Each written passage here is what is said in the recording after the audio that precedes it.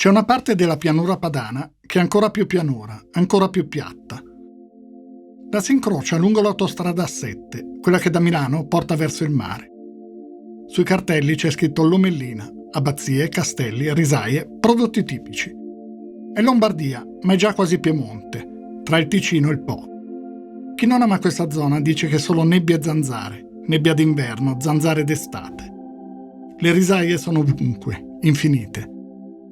Alla fine del Settecento, da queste parti arrivò Thomas Jefferson, il futuro terzo presidente degli Stati Uniti. Voleva capire perché il riso di qui fosse più buono di quello coltivato in California. Tornò a casa nascondendo tra i bagagli 2 sacchi di risone, il riso grezzo. Era proibito farlo uscire dall'Italia, ma tanto negli Stati Uniti quel riso non attecchì. Thomas Jefferson rimase per sempre con i suoi dubbi. Molti anni più tardi arrivò anche Madonna. Cantò alle rotonde di Garlasco, allora una delle discoteche più famose d'Italia. Era il 1983, un anno prima di Like a Virgin. Alle rotonde ci erano passati tutti da quando era stata inaugurata, nel 1964. Il sabato sera la fila di auto che lasciavano l'autostrada a Groppello Cairoli intasava le strade provinciali. Negli anni '80, di domenica pomeriggio, i pullman scaricavano migliaia di ragazzi che arrivavano da Milano e Pavia. A 4 chilometri dalle rotonde c'è il santuario della Madonna delle Bozzole. Nei primi anni 2000 si teneva lì, il mercoledì sera, un rito di esorcismo pubblico. Arrivavano famiglie da tutta Italia. Dicevano che padre Gregorio guariva le ragazze anoressiche. Nei campi dietro il santuario c'è una fonte, vicino a un capanno di caccia. Si raccontava che fosse acqua miracolosa, in grado di curare un sacco di malattie. Anche i calcoli, persino il fuoco di Sant'Antonio. Nel 2009 la ASL chiuse la fonte, dissero che quell'acqua faceva male, che c'erano quantità di prodotti chimici 3 volte superiori alla norma.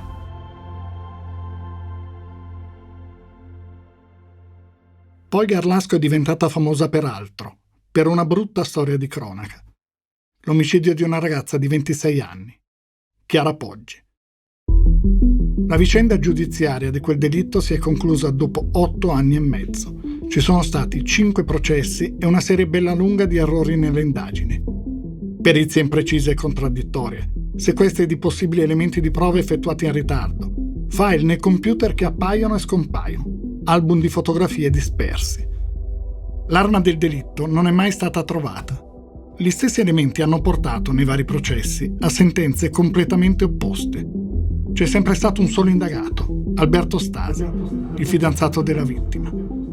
Quello di Garlasco è stato tra l'altro il primo processo in Italia basato interamente sulle perizie scientifiche ed è diventato un caso emblematico, per come le perizie abbiano dato risultati contrastanti e spesso opposti, ma anche per come furono condotte le indagini, per la lunghezza dell'iter giudiziario e per come tanti processi in Italia non si svolgano solo in tribunale, ma anche sui giornali, in televisione, tra la gente. E spesso questi ultimi processi influenzano quelli veri, quelli nelle aule di giustizia.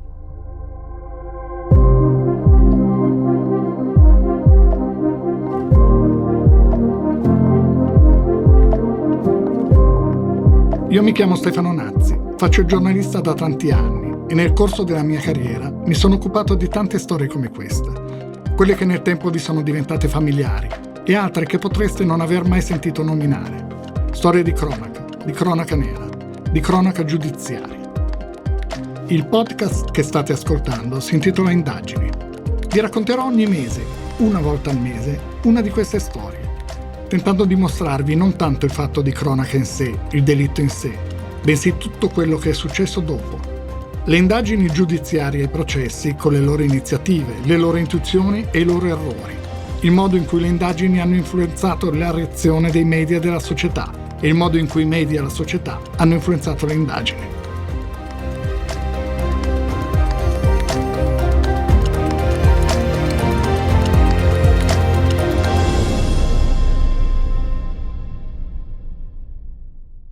Tutto iniziò alle 13:50 e 24 secondi del 13 agosto 2007, quando al 118 giunse una telefonata.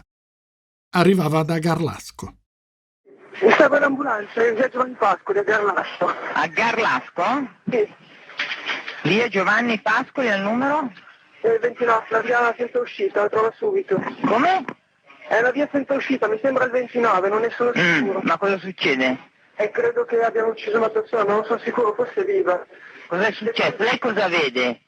E adesso sono andato ai carabinieri, c'è sangue dappertutto e lei è sdraiata per terra. In strada o in casa? No, in casa. Sì, ma è una sua parente, eh? No, è la mia fidanzata. Quanti anni ha questa persona? 26. Ma lei è in casa adesso? No, sono in caserma, sono appena arrivato, adesso vi dico cosa è successo. Questi 59 secondi di telefonata saranno analizzati, studiati, commentati infinite volte durante i processi. Tanti domanderanno: ma perché Alberto Stasi non ha aspettato l'arrivo dei soccorsi? Perché ha telefonato al 118 mentre era già in macchina per arrivare alla caserma dei carabinieri? Lui rispose alla pubblico ministero, Rosa Muscio, di aver avuto paura, di essere voluto andare in un posto dove si sentiva più sicuro. Quando Chiara Poggi viene uccisa, lei e Alberto Stasi stanno insieme da 4 anni. Abitano a Garlasco, 2 villette distanti 1500 metri. I Poggi vivono in via Pascoli, gli Stasi in via Carducci, in una casa circondata da una palezzata di legno. C'è anche una specie di torretta. I vicini di casa lo chiamano il Castelletto. Sono 2 famiglie benestanti, gli Stasi un po' di più. Sono arrivati a Garlasco da qualche anno, prima vivevano in Brianza. Hanno un negozio di autoricambi. I genitori di Chiara Poggi invece sono impiegati. La mamma lavora al comune, a Garlasco. Chiara ha 26 anni, ha studiato economia a Pavia, si è laureata e ora sta facendo lo stage nell'ufficio marketing di un'azienda di Milano, la Computer Sharing. Anche Alberto Stasi studia economia, ma alla Bocconi, a Milano. Ha 2 anni meno di Chiara. Ha preso la laurea triennale e ora sta scrivendo la tesi per la magistrale. Chiara Poggi e Alberto Stasi fanno una vita normalissima. Vedono gli amici, qualche sera al pub. A luglio Alberto è stato a Londra per una vacanza studio. Chiara l'ha raggiunto per 4 giorni. Ad agosto sono rimasti soli, le famiglie sono partite per le vacanze. Hanno le case tutte per loro, ma Alberto nei giorni precedenti il delitto non è rimasto a dormire a casa di Chiara perché lei non vuole usare né il letto dei genitori né quello del fratello, Marco. Chiara ha preparato i menù da cucinare fino a Ferragosto. Poi andranno insieme a Spotorno, dove ci sono i genitori di lui. Ha confidato all'amica che quei giorni saranno una specie di prova di convivenza. Chiara è di casa dagli Stasi e Alberto è di casa dai Poggi. Il padre di Alberto dirà, ricordando la ragazza: «Era la madre che sognavo per i miei nipoti». Quando Rita Poggi deciderà di interrompere i rapporti con Alberto, lo farà con gentilezza estrema. Ti vorrei anche trovare, ma ti porterei di tutti i giornalisti, poi ci sono sicuramente guarda, lì. Senti, No, meglio di no. purtroppo adesso siamo 2 parti contrapposte.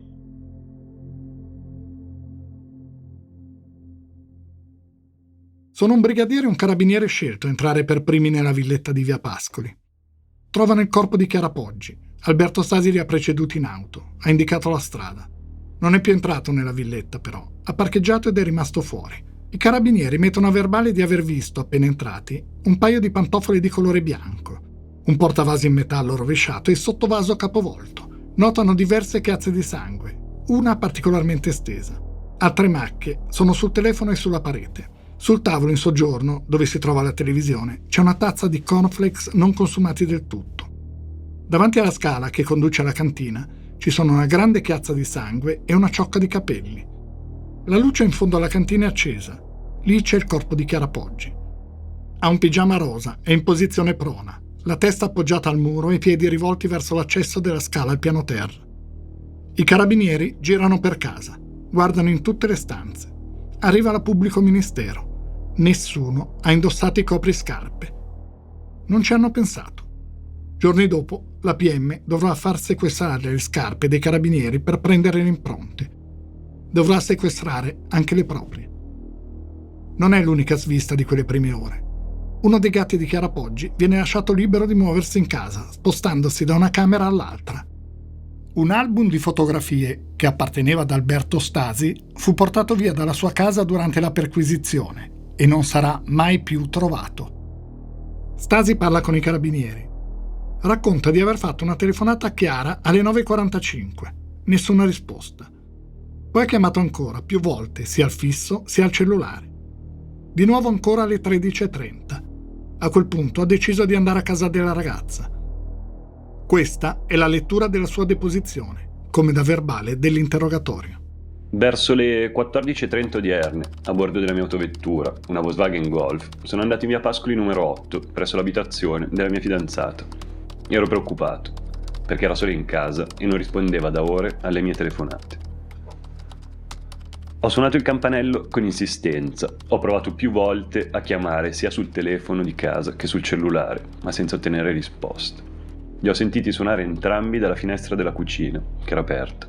Ho iniziato a chiamarla a voce, poi ho deciso di scavalcare il muro per rientrare, anche perché l'antifurto era stato disinserito. All'interno del giardino mi sono avvicinato alla porta-finestra della cucina, chiusa dall'inferriata, e con la zanzariera abbassata, che mi ostacolava la visione dell'ambiente interno. Ho continuato a ripetere il nome di Chiara, a voce alta, senza risposta. A quel punto ho aperto la porta azionando semplicemente la maniglia esterna e sono entrato. Dopo un paio di passi notavo, in fondo, nella salettina di fronte alla porta d'ingresso, la televisione accesa. Il volume era basso. Ho guardato per terra e ho notato delle macchie di sangue. Spaventato, mi sono portato nella saletta, mantenendomi sul centro-destra del corridoio. Ancora nessuna traccia di Chiara. Allora ho aperto la porta socchiusa del bagno, che risultava vuoto. Dopodiché ho aperto la porta che conduce ai box. Ho provato ancora a chiamarla, inutilmente. Ho richiuso la porta e mi sono spostato, sempre sul corridoio. La porta a soffietto, che conduce in cantina, era chiusa. Per questo ho impugnato il pomello della porta, ubicato alla destra dell'anta, senza però riuscire ad aprirla. Nella parte centrale delle due ante c'era una fessura e ho appoggiato la mano, spingendo verso l'interno. Alla fine sono riuscito ad aprire mediante la sovrapposizione dell'anta destra a quella sinistra. Il particolare della porta a soffietto si rivelerà molto importante quando verranno realizzate le perizie sia all'interno della casa di Chiara Poggi, sia sul set dove è stato ricostruito l'interno della villetta. Ho contestato a quel punto la presenza di sangue nell'angolo in basso a destra. Sono sceso di un gradino e, chinandomi in avanti a sinistra, ho visto il corpo di Chiara. Si trovava all'incirca nella parte finale della scala, che si presenta rettilinea, con la parte anteriore adagiata sugli scalini, con la testa rivolta verso il basso rispetto ai piedi. Indossava un pigiama rosa, composto da una maglietta a mezza manica e un pantaloncino molto corto. Aveva il volto rivolto verso il muro, il lato sinistro non visibile, in quanto adagiato sul gradino. La parte destra era abbastanza visibile perché non era coperta da sangue, da indumenti o da capelli. La pelle aveva un colore nitido e chiaro. Ho urlato e mi sono diretto alla porta d'ingresso con passo celere, senza fare attenzione a dove ponevo i piedi. Preciso che nel tratto del corridoio antistante, la porta che conduce alla cantina e al bagno, non ho notato nulla sul pavimento, né tantomeno ho percepito qualcosa sotto le scarpe. Sono uscito velocemente dall'appartamento senza chiudere la porta d'ingresso. Mentre uscivo componevo al cellulare il numero 118, ma anziché schiacciare il tasto di attivazione di chiamata, ho premuto il tasto di rifiuto. Mentre riprovavo, sono salito in macchina e ho messo in moto. Quando l'operatrice del 118 mi ha risposto, ho detto che era necessaria un'ambulanza in via Pascoli.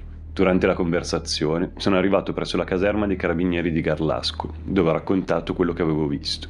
Subito dopo, facendo strada con la mia autovettura, sono ritornato sul posto, ma senza entrare in casa. Ho appreso del decesso di Chiara dal dialogo tra i carabinieri e i medici. Non ho chiesto a nessun medico se Chiara fosse deceduta, né tantomeno la causa della morte. Non ricordo, ma non lo escludo, di aver calpestato qualche macchia di sangue, anche perché ribadisco di essere uscito, così come nell'entrare, con un passo veloce, quasi correndo.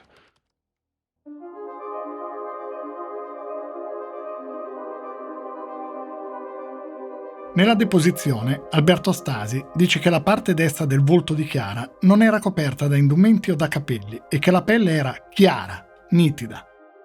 I carabinieri gli mostrano però in fotografia il lato destro del volto, è coperto di sangue e di capelli. I militari poi gli chiedono che scarpe indossasse quella mattina. Lui mostra quelle che ha ai piedi. Queste, dice, sono un paio di sneakers Lacoste. Non ci sono tracce di sangue, nulla. Le scarpe vengono sequestrate solo il giorno seguente. Lo ricorda l'avvocato Gianluigi Tizzoni, che dall'inizio della vicenda ha rappresentato la famiglia di Chiara Poggi. Un altro grave errore fu quello di non sequestrare nell'immediatezza le scarpe dello Stasi. Stasi si presentò in caserma intorno alle ore 14 del 13 agosto calzando delle Lacoste delle scarpe, che però i carabinieri riscontrarono pochi minuti dopo essere da un lato pulite e dall'altro ad avere una suola non coerente con le impronte che i carabinieri avevano verificato nell'abitazione. Erano delle impronte a palline, queste scarpe avevano invece una suola fatta a lisca di pesce. Ebbene, gliele sequestrarono sostanzialmente solo la mattina successiva. Io ho spesso opinato sul fatto che questo lasso di tempo avesse potuto comportare la cancellazione di eventuali tracce di sangue, ma tant'è che per colpa di questo lasso di tempo questo importantissimo elemento accusatorio venne parecchio indebolito. Venne però poi recuperato con un argomento altrettanto convincente relativo al tappetino dell'automobile di Alberto Stasi, che risultò intonso senza tracce di sangue, mentre avrebbe dovuto dare un esito positivo al lumino. Il corpo di Chiara viene portato all'obitorio di Vigevano. Non c'è la bilancia, non viene pesato. Il rapporto tra peso, temperatura del cadavere e temperatura esterna è uno degli elementi fondamentali per determinare l'ora della morte. Certo non è l'unico, ma è importante. Le perizie scientifiche dovranno accontentarsi di dati approssimativi. Il medico legale, dopo l'autopsia, parla di un peso di 45-50 kg e stabilisce l'ora della morte in una finestra di tempo tra le 10:30 e le 13 del 13 agosto, con una maggior centratura, questi sono i termini usati, tra le 11 e le 11:30. Nel suo rapporto il medico legale specifica: ribadiamo il carattere orientativo, non tassativo, di questa ricostruzione, che assume connotati non già di una sicura determinazione, bensì di una valutazione. I consulenti della difesa di Alberto Stasi, una volta nominati, faranno poi la loro di valutazione. Si baseranno su altri dati. Diranno che essendo Chiara Poggi costituzionalmente formosa, pesava più o meno 60 kg. Si baseranno poi sulla temperatura rilevata dall'osservatorio dell'Associazione Irrigazione Est Sesia. Quella mattina segnava 26 gradi. Per la difesa di Stasi, mettendo insieme i dati di temperatura esterna, temperatura del corpo, peso presunto e rigor mortis, Chiara Poggi è morta tra le ore 9 e le 10 del mattino. In quell'ora Alberto Stasi dice di essere stato al lavoro al computer. Sta preparando la tesi per la laurea magistrale in economia e legislazione per l'impresa. Mentre lavorava alla tesi, l'ha chiamato la madre, che ogni mattina telefona al figlio sul fisso di casa prima delle 10. Anche il legale della famiglia Poggi, Tizzoni, esprimerà molti dubbi sull'ora della morte stabilita dal medico legale. C'è la colazione di Chiara, non completata, il fatto che Chiara fosse ancora in pigiama, e poi le telefonate di Alberto Stasi. Se Chiara Poggi fosse stata in grado, avrebbe risposto. Che motivo aveva per non rispondere? Forse avevano litigato, è una delle risposte. Ma come faceva Chiara a sapere chi stava telefonando sul telefono fisso? La famiglia della vittima, con i propri periti, arriverà alla conclusione che l'ora della morte sia da collocare più verosimilmente nella prima parte della mattinata. I Poggi consegnano ai loro periti un paio di jeans della figlia, comprati da poco e mai indossati. Servono a dare indicazioni sulla corporatura, sul peso. E poi ci sono le abitudini di Chiara Poggi. Se l'ora della morte è tra le 11 e le 11:30, perché la colazione non è stata del tutto consumata? Perché le tapparelle sono abbassate? Che cosa ha fatto Chiara fino a quell'ora? Le abitudini di Chiara Poggi, che anche a detta dei genitori non sarebbe mai stata quella casa ancora non riordinata fino alle 11 di mattina, con tutte le serrande abbassate salvo una, in casa a fare peraltro che cosa, no? Perché poi c'era anche questo ulteriore elemento, che dalle 9:50, adesso non vorrei dire una cosa inesatta, fino a quasi al ritrovamento del corpo, Stasi ha sistematicamente chiamato a casa Poggi Chiara sul fisso e sul cellulare senza ottenere risposta, e quindi anche questo era un altro elemento che ci faceva immaginare che una morte fosse avvenuta nella prima parte della mattinata. C'è un solo dato che è già certo in questa fase delle indagini. L'allarme di casa Poggi è stato disinserito alle 9:12. A quell'ora Chiara era viva. L'autopsia cerca anche di dare una risposta sull'arma del delitto. Marco Ballardini, il medico legale, Dice che i colpi che hanno ucciso Chiara Poggi sono tra i 10 e i 15, quasi tutti al volto e alla testa. La descrizione dell'arma è: stretta superficie battente, spigoli molto netti, presenza di punta talora usata come tale. Da quel momento in poi, e per 2 anni, si ipotizzerà che l'arma del delitto sia stata una mazzetta, una picozza, un martello con la coda di rondine, l'alare di un camino, una stampella, un oggetto nautico. Nel 2009 un supplemento di perizia ipotizzerà l'uso di una forbiciona da sarto. Secondo i primi accertamenti, l'aggressione a Chiara Poggi è avvenuta a più riprese. La scena del delitto viene ricostruita con il metodo Blood-Stain Pattern Analysis. Si fonda sullo studio delle macchie di sangue, sui meccanismi fisici con cui si producono. L'assassino ha colpito per la prima volta Chiara Poggi tra il salotto e la cucina, vicino alla porta d'ingresso, nei pressi delle scale che portano al piano di sopra. C'è una grande macchia di sangue in quel punto, con i capelli della ragazza. Capelli non strappati, diranno le analisi, ma tagliati di netto dall'arma. L'analisi delle tracce porta il RIS di Parma, il reparto investigazioni scientifiche incaricato delle indagini, a dire che Chiara Poggi ha cercato di scappare.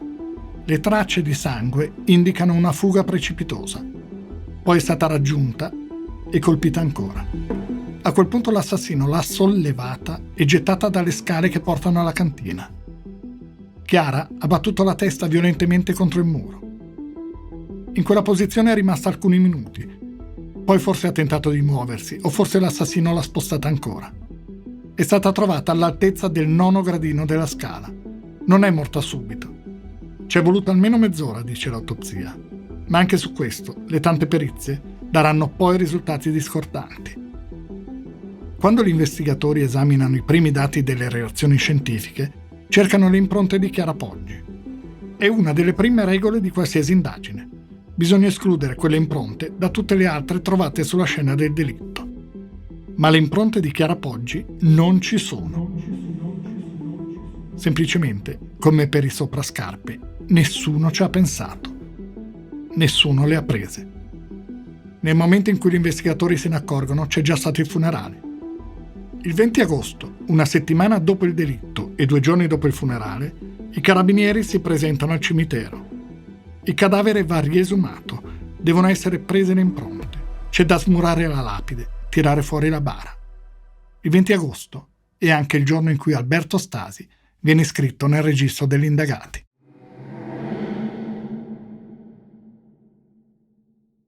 Le indagini puntano subito su di lui. Il 13 agosto Garlasco è deserta, sono tutti in vacanza. Nessuno ha notato presenze estranee. I carabinieri hanno contattato le colleghe di Chiara, ma da lì non arriva nessuno spunto investigativo. Si indaga anche su chi, ogni mattina, prendeva il pullman per Milano assieme alla ragazza.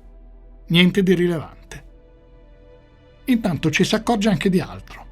Guardando le fotografie della scena del delitto, qualcuno nota l'impronta di una mano sul pigiama di Chiara Poggi. Quelle impronte c'erano, ora non ci sono più. Spostando il corpo, quella parte di pigiama è stata inavvertitamente appoggiata su una chiazza di sangue. Le impronte si sono confuse. Sul tappetino del bagno di casa Poggi, davanti al lavandino, vengono trovate impronte di scarpe numero 42, con la suola a pallini. Le scarpe Lacoste, consegnate da Stasi, sono numero 42, ma la suola è a lisca di pesce. Sul dispenser del sapone liquido viene trovata l'impronta di un anulare destro. È l'impronta di Alberto Stasi. È un altro elemento che sarà fondamentale nel corso dei processi e che i pubblici ministeri utilizzeranno a fondo per convincere i giudici a giungere a una condanna. Ma non è quella che viene chiamata prova regina. Ecco cosa ne pensa il criminologo Carmelo Lavorino. È vero, per esempio, che non ha saputo spiegare alla sua difesa come mai sul dispenser del sapone ci fosse soltanto una sua impronta digitale e il DNA della vittima, però è anche vero che da questo punto di vista sia gli inquirenti che i giudici che hanno condannato Alberto Stasi dicevano per forza che il soggetto ignoto doveva essersi lavato all'interno del bagno. E chi lo dice? Cioè non c'è una prova in tal senso, è soltanto un'ipotesi che poi la difesa di Alberto Stasi non ha saputo assolutamente contestare e confutare. A Gallasco, intanto, sono arrivati i mezzi mobili delle televisioni. In via Pascoli non si può entrare, ma i giornalisti gravitano lì intorno. Fanno la spola tra la caserma dei Carabinieri, la procura di Vigevano e la casa della famiglia Stasi, in via Carducci. Fanno la loro comparsa testimoni improbabili e inattendibili, anche qualche medium. Una veggente dice: l'assassino è una donna. 2 cugine di Chiara Poggi conquistano un po' di notorietà appendendo al cancello di casa una foto che le ritrae assieme a Chiara. È un fotomontaggio, riuscito nemmeno troppo bene. Sono le gemelle Stefania e Paola K. Occupano qualche pagina di giornale per alcuni giorni. Da Milano arriva a bordo della sua Bentley Fabrizio Corona. Vuole scritturare le gemelle K. Un giornalista di Sky TG24 gli chiede che cosa sia venuto a fare a Garlasco. Lui, infastidito, dice: sto facendo il mio lavoro. Arriva anche Alessio Sundas, è un agente dello spettacolo. È diventato famoso perché ha messo sotto contratto Marko Ametovic, un ragazzo rom di 22 anni che il 23 aprile 2007, ad Appignano, vicino ad Ascoli Piceno, ha ucciso 4 ragazzi investendoli con un suo furgone. Era ubriaco. Sundas lo fa fotografare mentre indossa occhiali, magliette e jeans di una marca che hanno chiamato Linea Rom. A Garlasco va dritto da Alberto Stasi. Ti do 50.000 euro se scrivi un libro. Però lo devi fare in 15 giorni, gli dice. Stasi non risponde. Un signore dai capelli ossigenati si presenta ai Carabinieri. Dice di chiamarsi Mago Iaris, ma dice soprattutto che Chiara Poggi telefonava spesso alla sua trasmissione che va in onda su Varese Sat. I Carabinieri controllano ore di registrazioni. Chiara Poggi non ha mai chiamato il Mago Iaris. Lui in compenso ha già contattato Fabrizio Corona. Vuole vendere la sua storia.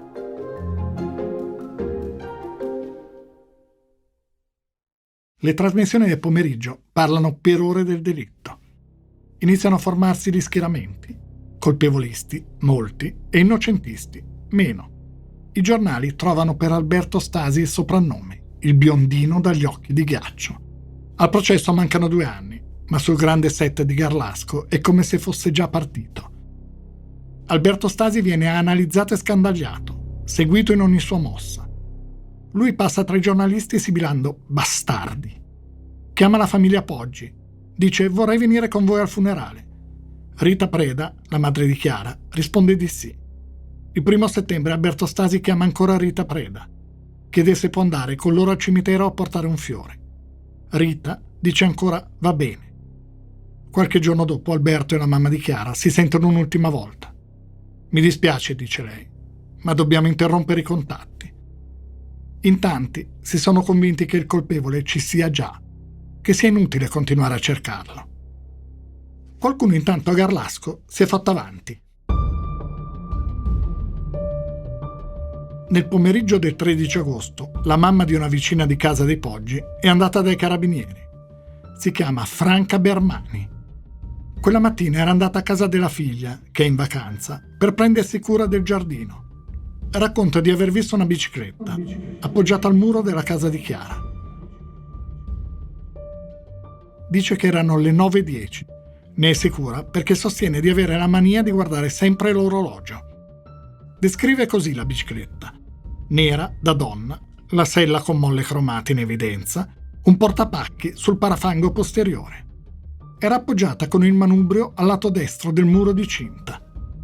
Quando vede la bicicletta, Franca Bermani non sente nessun rumore provenire dalla villetta. Nota anche che la finestra del bagno al piano terra è chiusa. Alle 10:20, quando esce da casa della figlia, la bicicletta non c'è più. Per gli investigatori è un passo avanti importante. Non solo perché se si trova la bicicletta si trova probabilmente l'assassino, ma anche perché fornisce la ragionevole certezza che non si sia trattato di un delitto premeditato. Chi è che, avendo deciso di ammazzare qualcuno, andrebbe in sella a una bicicletta parcheggiandola in bella vista fuori dalla casa della vittima? Non è d'accordo il criminologo Lavorino, che invece sostiene si sia trattato di un omicidio premeditato.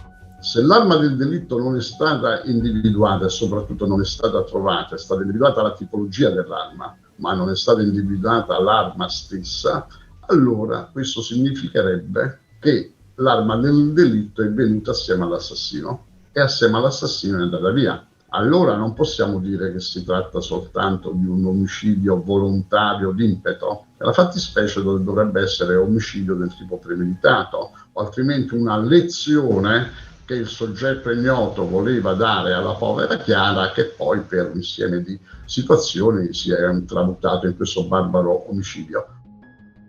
Anche un'altra donna, Manuela Travain, si presenta ai carabinieri. Vive proprio in via Pascoli. Dice anche lei di aver visto una bicicletta nera da donna vicino alla casa dei Poggi. Però era appoggiata al marciapiede, con il pedale. Era mattina, prima delle 9:30, quando lei abitualmente esce di casa. Solo che non ricorda il giorno. Era il 12, il 13, il 14? I carabinieri chiedono ai genitori di Alberto quante biciclette abbiano e di che tipo siano. Loro rispondono una bordeaux da uomo e 2 da donna, una grigia e una nera. La stessa domanda viene rivolta poco dopo anche ad Alberto. La risposta è diversa. Una bordeaux da uomo, una grigia da donna e una rossa, piccolina e pieghevole. Alberto Stasi non cita la bicicletta nera da donna. Dice l'avvocato Tizzoni. La testimone Bermani dà un'indicazione chiarissima di sicuro interesse investigativo. Ebbene, alla sera a Stasi viene fatta la domanda dal maresciallo Marchetto di quali fossero le biciclette a sua disposizione. E Stasi riferì di averne 3, ma disse di averne sostanzialmente una rossa da uomo, una grigia da donna e una rossa piccolina ripieghevole. Non disse di avere una bicicletta a disposizione nera da donna. Nella stessa serata, sempre sentiti dal maresciallo Marchetto, i genitori di Stasi invece riferirono di avere la disponibilità di una bicicletta nera da donna. La madre, se ricordo bene, dichiarò che quella bicicletta si trovava presso l'abitazione e il padre invece dichiarò che quella bicicletta si trovava invece presso la loro ditta, ubicata sempre abbastanza vicino all'abitazione, chilometri di distanza. Comunque abbiamo già una contraddizione importante, cioè il potenziale indagato, soggetto che sicuramente era in quel momento da attenzionare, non riferisce di avere una bicicletta nera da donna, i suoi genitori invece dicono di sì. Ebbene, cosa succede? La mattina successiva il Corriere della Sera e la provincia pavese, e anche questo la dice lunga sulla riservatezza delle indagini, avevano già pubblicato in prima pagina un articolo in cui si riferiva della testimonianza della Bermani, non c'era il nome della signora, ma della testimone che aveva visto una bicicletta nera da donna. E questo non può che aver allarmato lo Stasi, perché avrà detto, quindi qualcuno mi ha visto la mia bicicletta, la verranno sicuramente a prendere. E invece no. In casa ci sono 2 biciclette, una da uomo e una da donna. Vengono sequestrate entrambe. È il maresciallo Francesco Marchetto, comandante da 12 anni della stazione dei carabinieri di Garlasco, ad andare nell'autofficina del papà di Alberto Stasi. Marchetto ha partecipato agli interrogatori degli Stasi, ma non a quello di Franca Bermani. Nell'autofficina c'è una bicicletta nera, da donna, e appoggiata al muro. È una di quelle classiche, una di quelle chiamate olandesine, ed è quella di cui hanno parlato i genitori di Alberto. Il maresciallo la guarda e poi la lascia lì. Non la fotografa nemmeno. Scrive il rapporto da inviare a Vigevano. Alla bicicletta dedica poche righe. Dice che non corrisponde alla descrizione fatta dalla vicina di casa. Quella bicicletta verrà sequestrata solo 7 anni dopo.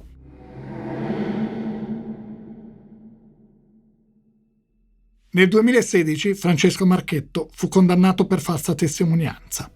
Quando, durante il primo processo, il giudice gli chiese perché non sequestrò la bicicletta, lui rispose che il modello non corrispondeva alla descrizione che Franca Bermani gli aveva fatto durante l'interrogatorio. Il fatto è che, come dicevamo, Marchetto all'interrogatorio della Bermani non c'era. Quella descrizione lui non l'aveva proprio ascoltata. Mentì al giudice, si scoprì più avanti, nel corso dei processi successivi, e non si è mai stabilito il perché. Per questo Marchetto venne condannato per falsa testimonianza. Il magistrato che lo giudicò parlò di grave sviamento delle indagini. Nel 2017, poi, la Corte d'Appello di Vigevano dichiarò l'avvenuta prescrizione del reato e il relativo proscioglimento del maresciallo. Oltre alle scarpe e alla bicicletta, c'è un altro elemento fondamentale in questa storia e che sarà oggetto di perizie e controperizie, con risultati contrastanti: il computer di Alberto Stasi. Viene consegnato ai carabinieri la mattina successiva al delitto. I carabinieri di Garlasco lo aprono e iniziano a controllare i vari file. Non fanno una copia forense. La copia forense è la clonazione di un dispositivo, un computer o un cellulare, e cioè l'esatta duplicazione di tutto ciò che è contenuto all'interno. A questo scopo viene utilizzato un software chiamato copiatore forense. L'obiettivo è, come si dice in linguaggio legale, quello di cristallizzare ciò che poi può diventare un elemento di prova, prima che sul dispositivo inizino le analisi dei tecnici scientifici.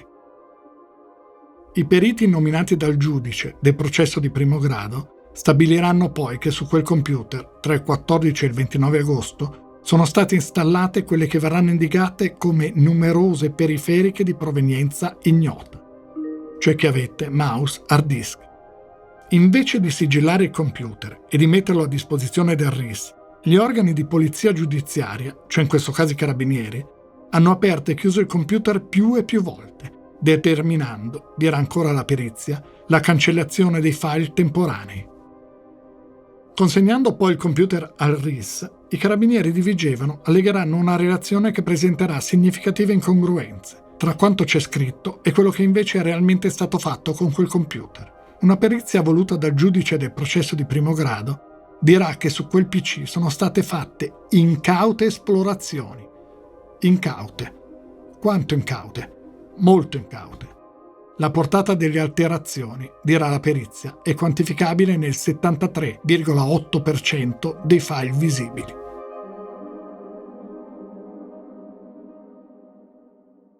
Alberto Stasi viene arrestato il 24 settembre. Occupiamoci subito della svolta nel giallo di Garlasco. Alberto Stasi, il 24enne indagato per l'omicidio della fidanzata Chiara Poggi, è stato fermato. Lo prelevano a casa e lo portano nella caserma dei carabinieri di Vigevano. Con lui c'è il suo avvocato, Angelo Giarda, professore emerito di diritto processuale all'Università Cattolica di Milano. C'è anche il figlio di Giarda, Fabio, che assisterà Stasi in tutte le fasi del processo. Dietro alla scrivania ci sono i pubblici ministeri Rosa Muscio e Claudio Michelucci, che l'aiuta nelle indagini. Rosa Muscio non crede assolutamente ad Alberto Stasi. Pensa che non sia possibile camminare sulla scena di un delitto senza che sulle scarpe rimangano tracce di sangue. L'ipotesi della procura è che Stasi indossasse altre scarpe, poi fatte sparire, e non le Lacoste consegnate ai carabinieri. Poi c'è la deposizione. Stasi ha dato una descrizione precisissima della posizione del corpo, addirittura con il dettaglio delle gambe allargate. Anche gli indumenti indossati da Chiara Poggi sono descritti perfettamente. Le tapparelle in casa però erano abbassate e Stasi ha detto di non aver acceso la luce. Come fa ad aver visto tutti quei dettagli? Stasi ha detto che la parte destra del volto di Chiara era libera da sangue e da capelli. La pelle era di colore nitido e chiaro. I carabinieri invece hanno scritto che la parte destra del volto di Chiara Poggi era coperta di sangue. In un secondo momento poi Alberto Stasi si corresse. Disse che quei dettagli forse non erano quello che aveva visto, ma quello che pensava di aver visto. Sul decreto di fermo c'è un elemento nuovo. Quella mattina da RIS di Parma è arrivata una relazione. Sui pedali della bicicletta Bordeaux di Marco Umberto Dei sequestrata da Alberto Stasi, Bordeaux e non nera come quella che Franca Bermani sostiene di aver visto fuori da casa Poggi, è stato trovato DNA compatibile con il sangue di Chiara. Microtracce, così vengono definite, di lunghezza pari a circa 3 mm, di colore rosso, che sottoposte a Combur test hanno fornito esito positivo.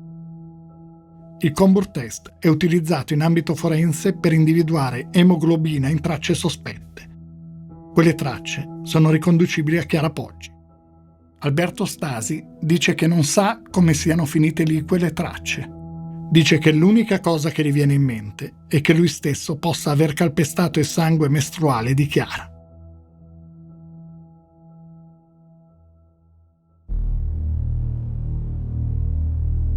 La PM Rosa Muscio si infuria.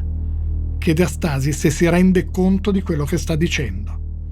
Anche io sono una donna, dice Rosa Muscio, ma mio marito non calpesta le mie tracce di sangue mestruale in giro per casa e poi le trasporta su una bicicletta, su entrambi i pedali oltretutto.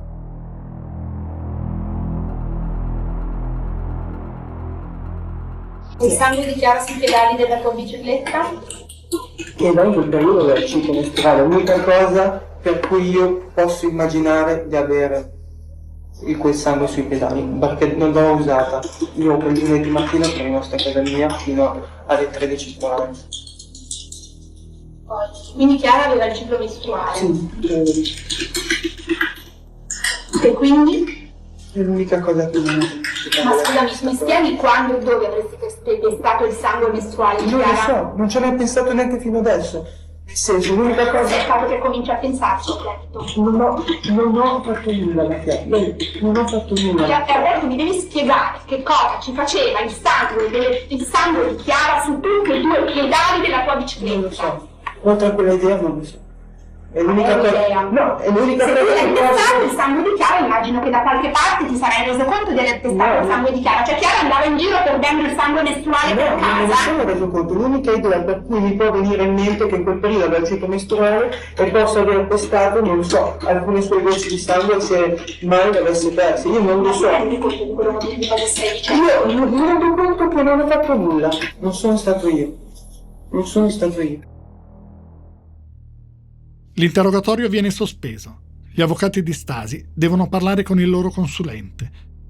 Quando l'interrogatorio riprende, l'avvocato Angelo Giarda dice che quelle tracce dovrebbero essere sottoposte a una verifica ulteriore, che ci vuole un esame specifico per stabilire quale sia la sostanza dalla quale le tracce sono recuperate, che non è affatto detto che sia sangue. E poi la bicicletta che è stata vista fuori da casa Poggi è nera. Questo è Bordeaux. La PM Rosa Muscio non cambia idea. Alberto Stasi viene sottoposto a provvedimento di arresto. Fuori dalla caserma la gente lo sta aspettando. Gli urlano di tutto. La parola più ricorrente è assassino.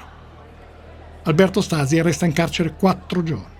È tranquillo, legge Topolino, chiacchiera con le guardie, chiede a tutti come si chiamano di nome. Il 28 settembre la giudice per le indagini preliminari, Giulia Pravon, in 8 pagine di relazione dice che non c'è nessun motivo di tenere Stasi in carcere, che gli indizi sono labili, carichi di suggestioni, ma anche densi di dubbi. E poi non c'è vero pericolo di fuga. Ecco cosa scrive la giudice a proposito delle tracce trovate sui pedali. La possibilità di avere calpestato sangue mestruale della fidanzata costituisce un mero tentativo di dare una risposta a una domanda fondata su un presupposto che non risulta allo stato accertato. Ecco cosa dice sul ricordo di Alberto Stasi del cadavere di Chiara.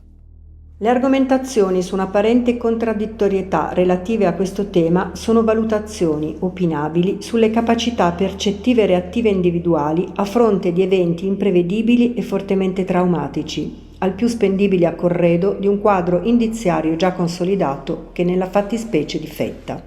E questo invece è quello che scrive la giudice sulle scarpe. Pur essendo circostanza significativa, da ben valutarsi e approfondirsi nel prosieguo delle indagini, non vale a costituire un quadro indiziario confortante in assenza di elementi di riscontro alla ricostruzione dei fatti che parrebbe suggerire. Alle 11:45 del 28 settembre, Alberto Stasi lascia il carcere. Dice di essere uscito parzialmente da un incubo, che ne uscirà completamente quando dimostrerà di essere innocente. Il rilascio di Stasi è un duro colpo per la procura, ma siamo solo agli inizi. In quelle settimane la bicicletta nera non c'è. Le decine di periti che poi verranno interpellati ancora non sono entrati in scena. Le scarpe Lacoste sono custodite dal RIS. Si tratterà di capire se davvero Alberto Stasi ha potuto camminare nella casa di Via Pascoli senza che la suola conservasse poi tracce di sangue. E sangue non c'è nemmeno sul tappetino dell'auto, la Volkswagen Golf di Alberto. Nessuno poi sa ancora che con il computer è stato fatto un disastro. Lo certificherà solo una perizia richiesta dal giudice di primo grado. A dicembre 2007 arriva però la prima relazione del RIS. Dice che Alberto Stasi è stato in effetti davanti al computer la mattina del 13 agosto, ma solo dalle 9.36 alle 10.17. Dopo non c'è nessuna traccia di interazione. Stasi, negli interrogatori, ha detto che ha trascorso tutta la mattinata lavorando alla tesi. Si deve laureare. Per questo ad agosto è rimasta a Garlasco. Per studiare.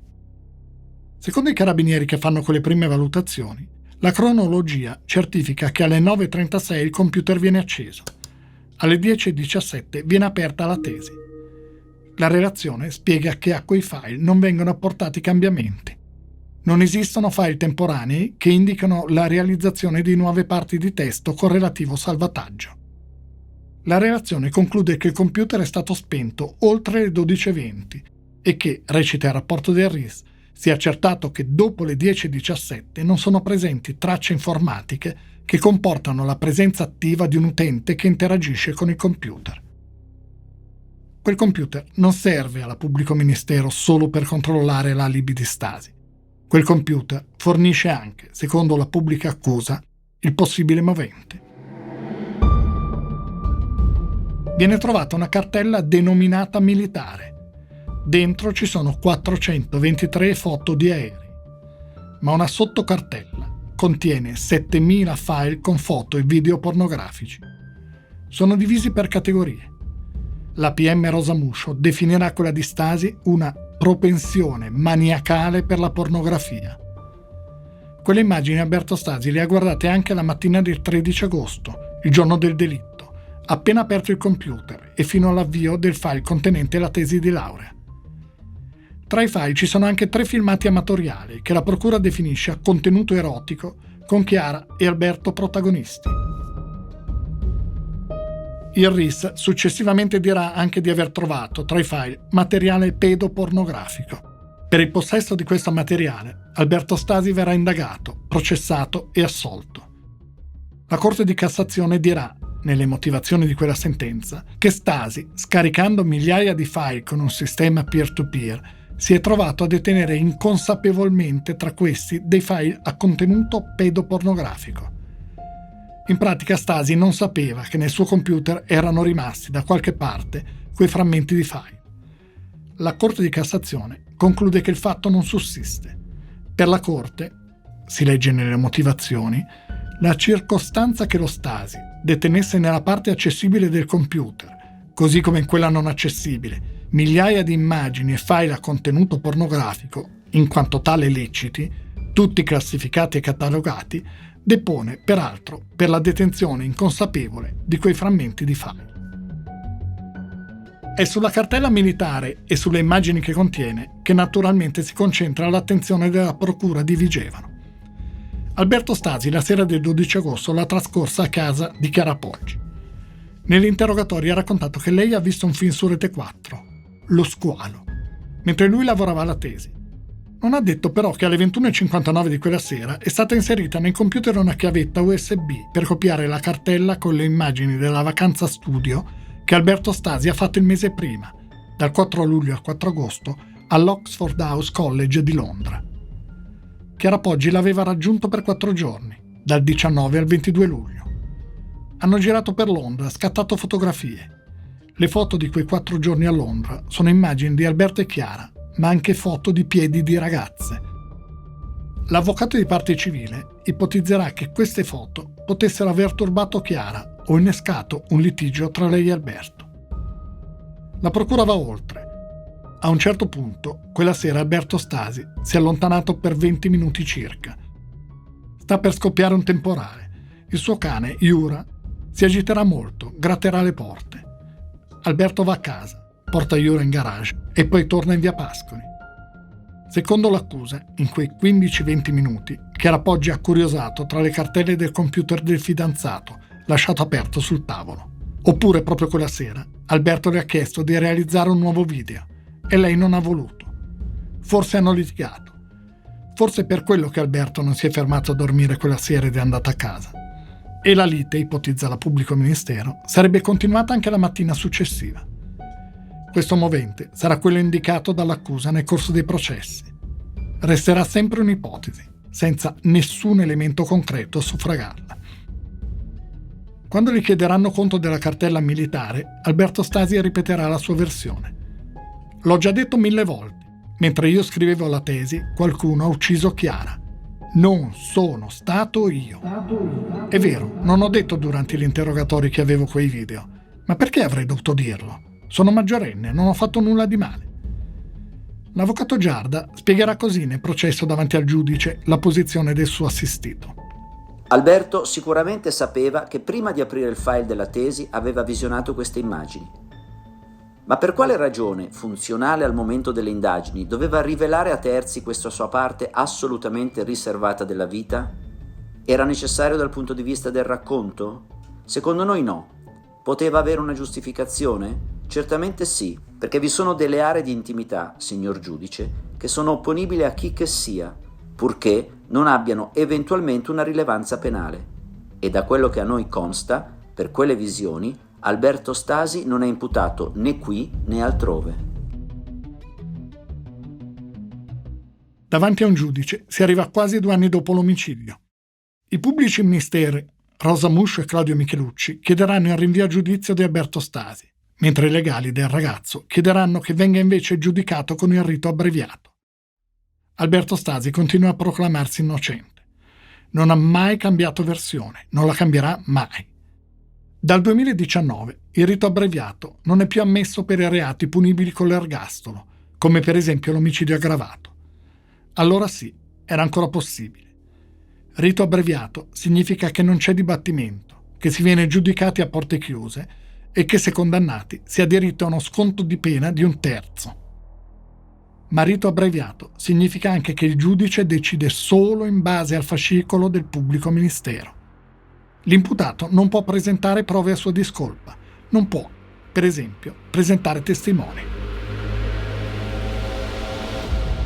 È un rischio che Alberto Stasi e i suoi difensori decidono di correre.